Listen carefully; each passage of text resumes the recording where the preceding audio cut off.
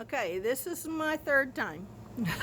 Maybe it won't stop on me. But you see, my quilt has little puckers in it, even though I did give it, squish it as I went around. You still have to steam it a bit. And I want to tell you, I remind you that I use the widest stitch on my zigzag and the longest. And see how this will go like a bowl, and you have to kind of just wrestle it down. I'm going to put a piece of furniture, kind of my ironing board thing, on top of it to kind of hold it down, and you just ease it in. You steam it, see, and just coerce it into submission. I hope it works. It worked on the cotton rug, and I'm hoping it will work on this wool one. But anyway, some tips. I use gray thread, the widest zigzag and longest zigzag to do this. My cotton or polyester rug, I did do some of it by hand because I was afraid it might be hurting my sewing machine, but it wasn't. And that was like terrible. But I can't imagine doing this wool by hand.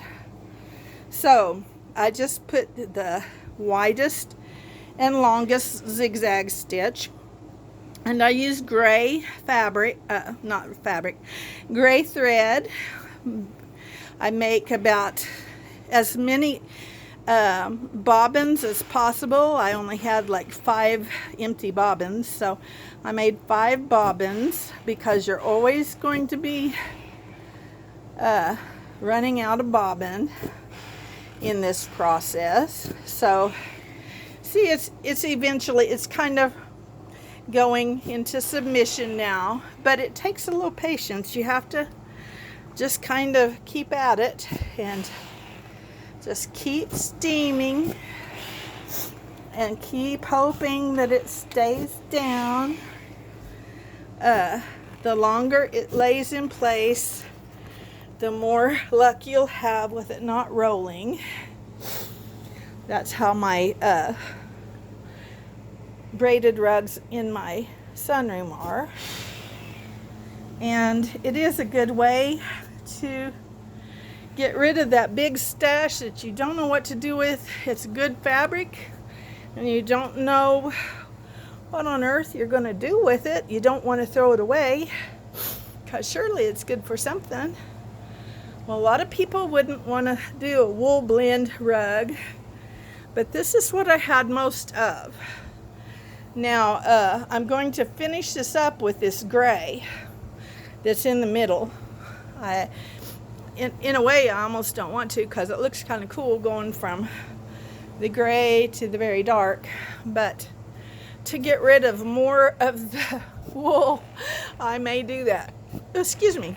I may do that and just see how it goes. Anyway, I think it's turning out kind of pretty. I may offer it to my kids, see if any of them are takers. They probably won't because this probably isn't their thing. But if not, maybe I can find somebody who wants it. And I've got probably 12 hours in this so far.